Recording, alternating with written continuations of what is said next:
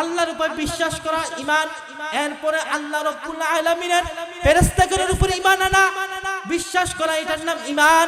এরপরে আল্লাহ রাব্বুল আলামিনের কিতাবসমূহের উপর ঈমান আনা, এটার নাম বিশ্বাস করা, এটার নাম ঈমান।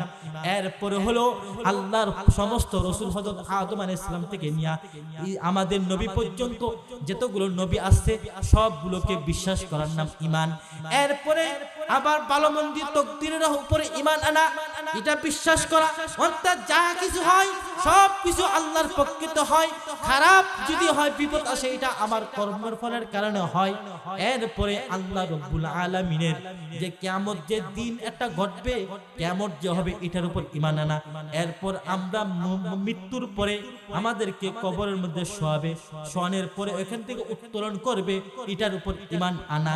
এই 7টা বিষয়ের উপরে বিশ্বাস রাখার নাম হলো ঈমান। 7টা বিষয়ের উপর বিশ্বাস রাখার নাম কি? ঈমান। 1 নম্বর হলো আল্লাহর উপর ঈমান আনা। কার উপর ঈমান আনা? আল্লাহকে বিশ্বাস করা। 2 নম্বর হলো তাহার কিতাবসমূহের উপর ঈমান, তাহার ফেরেশতাগণের উপর ঈমান আনা, বিশ্বাস করা তাদেরকে। এরপরে আল্লাহ রাসূল সাল্লাল্লাহু আল্লাহ তাআলার কিতাবসমূহের উপর ঈমান আনা, অর্থাৎ হযরত আদম আলাইহিস সালাম থেকে নিয়ে আমাদের নবী পর্যন্ত যতগুলো আল্লাহ তাআলা কিতাব নাজিল করেছেন, ওজিফা নাজিল করেছেন, সবগুলোকে বিশ্বাস করার নাম ঈমান। এরপরে আল্লাহ রাব্বুল আলামিনের রাসূলগণের উপর ঈমান আনা, অর্থাৎ হযরত আদম আলাইহিস সালাম থেকে আমাদের নবী পর্যন্ত যতগুলো নবী আসছে সবগুলো উপরে ঈমান আনা, তাদেরকে বিশ্বাস করার নাম হলো কি? ঈমান। এরপরে কিয়ামতের দিনের উপর ঈমান আনা, অর্থাৎ কিয়ামত যে ঘটবে অবশ্যই ওইটার উপরে বিশ্বাস করার নাম ঈমান। এরপরে ভালো মন্দ তাকদীরকে বিশ্বাস করা, এটার নাম ঈমান। এরপরে পুনরায় আমাদেরকে যখন মৃত্যু হবে, মৃত্যু হওয়ার পরে যখন আমাদেরকে শোয়ানো হবে, ওই শোয়ান থেকে আবার ইসরাফিল আলাইহিস সালামের ফুৎকার মাধ্যমে আল্লাহ তাআলা আমাদেরকে উঠাবে, এটার উপর ঈমান আনা।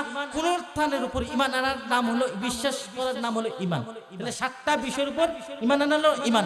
এরপরে আল্লাহ তাআলা বলেন ওয়া আমিলুস সালিহাত, ওয়া আমিলুস সালিহাত, নেক আমল করা। আপনি এখন ঈমান আনছেন, সবকিছু আল্লাহ তাআলা যে বিষয়গুলো বলছেন এগুলোকে বিশ্বাস করছেন।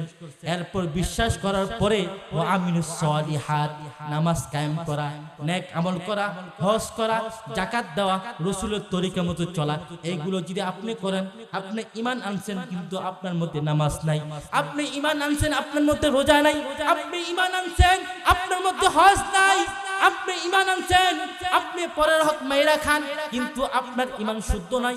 আল্লাহ রাব্বুল আলামিন বলেন যে ঈমান তখনই গ্রহণযোগ্য হবে যদি আপনি এই অনুযায়ী আমল করেন।